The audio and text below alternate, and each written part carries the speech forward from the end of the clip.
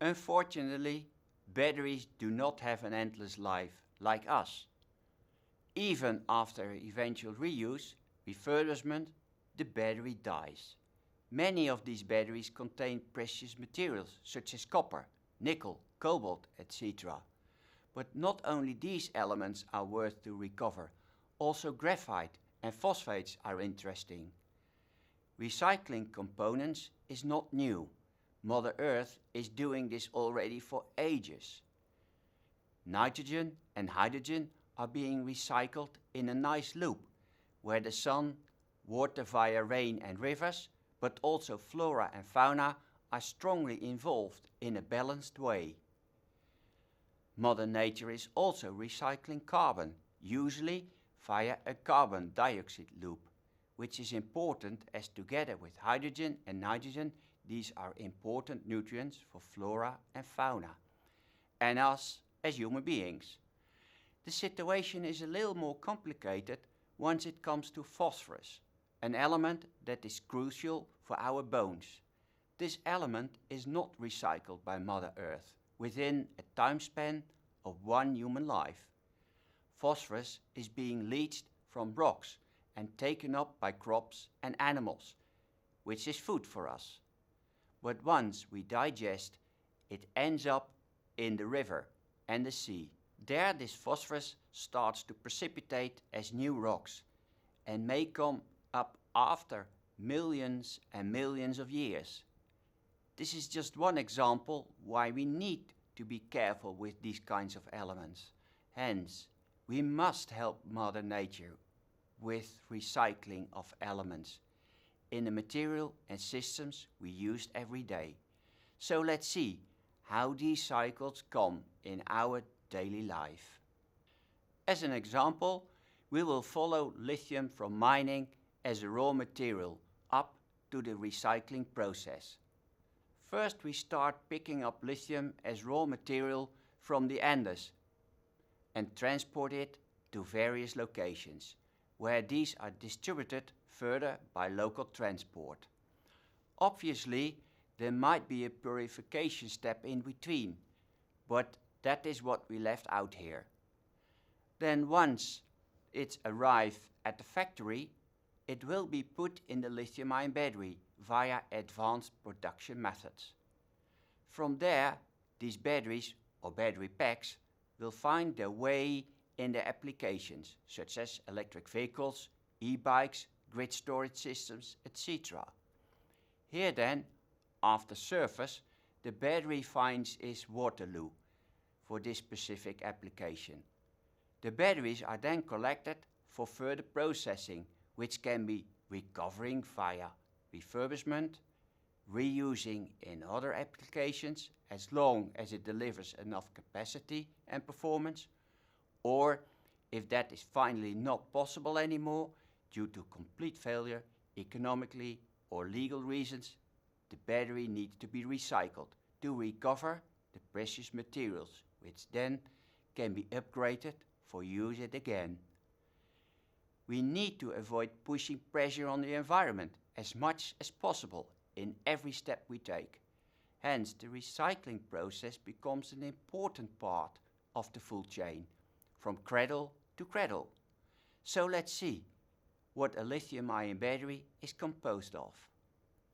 It has a negative electrode, typically made from lithium or silicon, carbon, lithium titanium oxide, a copper and aluminum current collector, positive electrodes using transition metal oxides or phosphates containing cobalt, nickel, iron, manganese, etc.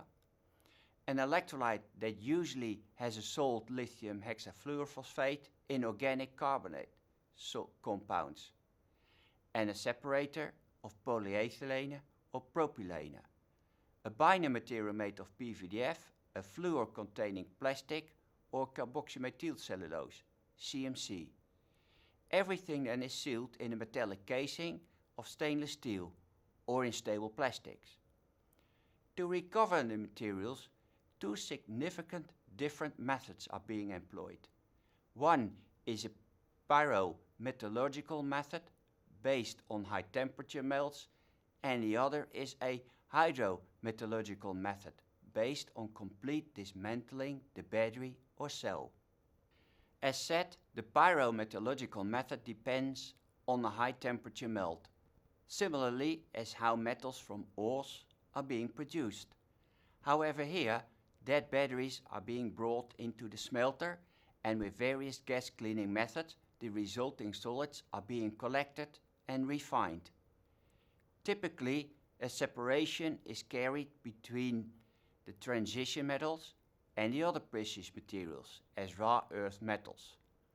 The last part that has practically no economic value is going into the slag and often used as a component for construction material.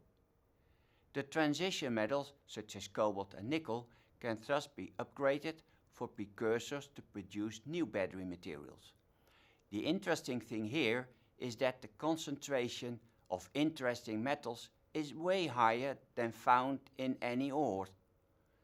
Also, the dead batteries bring already some left energy with them, including certain fuels. Hence, this method is certainly economically viable. Unfortunately, several critical raw materials are spoiled, such as lithium, phosphorus, and carbons. To recover these elements, the metallurgical method is developed. In this method, the end-of-life batteries, EOL, are first completely discharged to avoid accidents. Then these batteries are dismantled to recover the casing. The rest is crushed and riddled, and the solvent N-methylpyridine, NMP, is being added to dissolve the binder and free the active components. After filtration, the copper and aluminum current collector and separator foil can be removed, and the remaining is the so-called black mass. Treating this black mass with a strong acid, the metals dissolve and carbon can be removed. The next step is adding a strong base to precipitate the precious metals as hydroxides, which will be recovered by filtration and further upgraded to precursor materials for new battery materials. A last step is to recover the lithium with specific chemical steps. Obviously, this method is being preferred, but also obviously it is more labor intensive and therefore way more expensive. Nevertheless, it seems that recycling batteries to recover the important battery materials is an important issue, also in the light of the distribution of critical raw materials.